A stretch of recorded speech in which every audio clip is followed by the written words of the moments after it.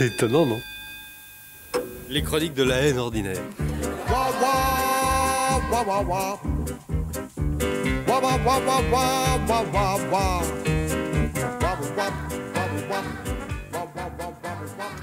Dimanche de la mi-juin. De l'été, c'est le plus beau jour, le vrai premier jour. Après 500 km, Alexandre descend de l'automobile pour forcer le portail de bois vert sombre. Anne gare la voiture sous l'abri de chaume. À l'arrière, l'ivresse désordonnée des joies folles fait trépigner les deux petites filles énervées. Dans l'allée de sable, hérissée des herbes incongrues du printemps, un lapin stupéfait s'éclipse cul en l'air. Il a l'air con des lapins stupéfaits. Aussi peu concerné qu'un croque-mort à la noce, le chat sombre du voisin fou s'en va à peine. Au bout de l'allée est la maison, sobrement tarabiscotée balnéaire 1910, toit d'ardoise, murs blancs et briques, cernés de vignes sauvages. Quand il ouvre la porte, la chaleur enfermée fait monter du parquet nu, nourri d'huile de pin, la senteur exotique des ponts des vieux navires. De l'autre côté des volets, la terrasse aux pierres bleues.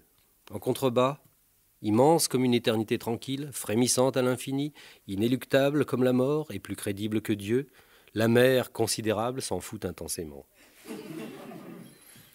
La mer, la vraie mer, l'Atlantique, pas la mer sans marée, stagnante et soupe aux moules qui lèche le sud à petits clapots mièvres où l'anglaise dorée finissante fait frémir ses varices. Je vous parle de la mer venue d'ouest qui claque au sable vierge et va et vient, monte et descend comme un amant formidable. La mer, tour à tour, miroir de plomb mort aux furies galopantes, la mer.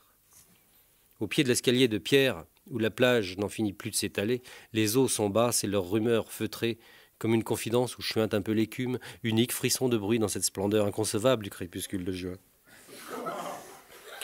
Alors les enfants saturés d'autoroute, avides d'air marin, cassent la paix du soir à coups de rire claquant. Ils se vautrent sur le sable et l'étreignent et s'y couchent à plat ventre avec des ferveurs de pape embrassant la terre sainte. Trois goélands choqués s'envolent infiniment. C'est un temps contre nature, comme le ciel bleu des peintures, comme l'oubli des tortures. Il fait beau comme jamais. Un temps à rire et courir, un temps à ne pas mourir, un temps à craindre le pire, il fait beau comme jamais. Anne arrive doucement sur ses pieds nus. Bermuda Montparnasse et t-shirt diaphane, elle pétille, rassurante, sous le grand chapeau de paille tressé. Elle pose sa main sur l'omoplate de l'homme pour regarder la mer ensemble. « Tu devrais écrire un roman balnéaire !» Elle dit ça comme on dit « tu devrais mettre une laine ». Ou bien « il faudrait téléphoner à ta mère ». C'est sur ce ton léger qui nous vient pour émettre des insignifiances si peu fondamentales que l'instant d'après, on ne sait plus très bien si on les a dites à haute voix ou simplement pensées. Mais c'est aussi le ton qu'on prend pour exprimer des évidences si fortement assises qu'elles n'appellent même pas de réponse. Toujours est-il qu'elle a dit « tu devrais écrire un roman balnéaire ». Pour l'heure, elle regarde intensément la mer plissée de petits éclats blancs.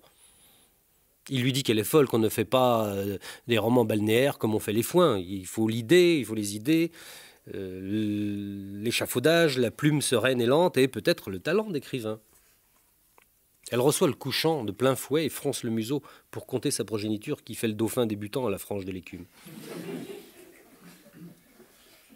Il dit « Vu d'ici, on dirait des fourmis déconnant sur un ourlet. » Elle rit. « Voilà, ça c'est un joli début pour le livre. Les enfants jouaient dans la mer à marée basse. Vu de la terrasse, on aurait dit des fourmis déconnant sur un ourlet. » Oui, d'accord, mais après, il faut une histoire. Je sais pas, moi. La mer est plate et rassurante. Mais le vent souffle de terre. Et le plus petit enfant, dans sa bouée de plastique, disparaît à jamais vers les Amériques. La douleur des parents fait peine à voir. Le malheur se lève et le soleil se couche. Racontez. Elle. Mais non, ce serait encore de l'humour de cimetière, ça va comme ça, t'as déjà donné, trouve autre chose. Je sais pas, moi, les Russes débarquent. Ouais, par l'Atlantique, c'est original. Le jour continue rouge de ne pas mourir.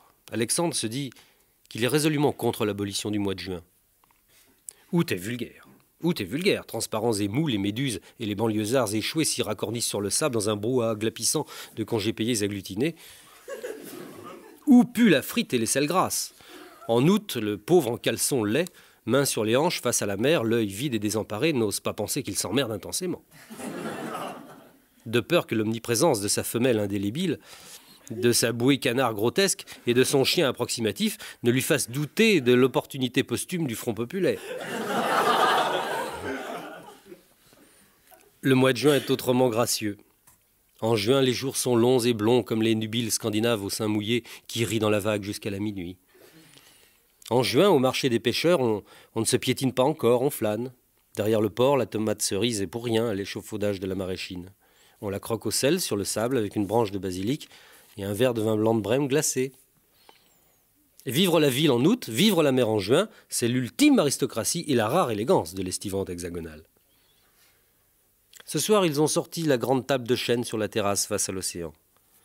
Le mur blanc surchauffé renvoie la chaleur accumulée du jour. Pourpre et lent comme un prélat, le soleil descend religieusement sur l'horizon pénible, comme une hostie rouge avalée par la mer, et Alexandre se demande combien de phrases aussi bigrement poétiques il faut caser dans un roman balnéaire pour que ce soit aussi beau qu'un roman de sous-bois à Sologno, avec des senteurs de mousse et des écureuils hystériques qui viennent manger dans la main de Maurice Genevoix. « T'as pas vu les filles ?» demande Anne. « Pourquoi Anne demande-t-elle « T'as pas vu les filles ?» Les enfants auraient-elles disparu?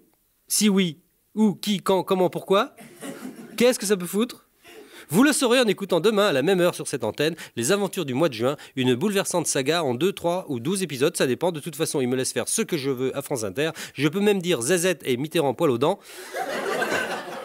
Alors qu'à Radio Varsovie, on a tout juste le droit de dire Pinochet est un con.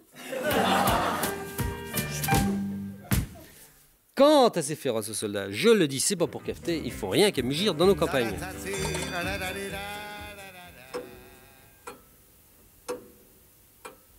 C'est étonnant, non ?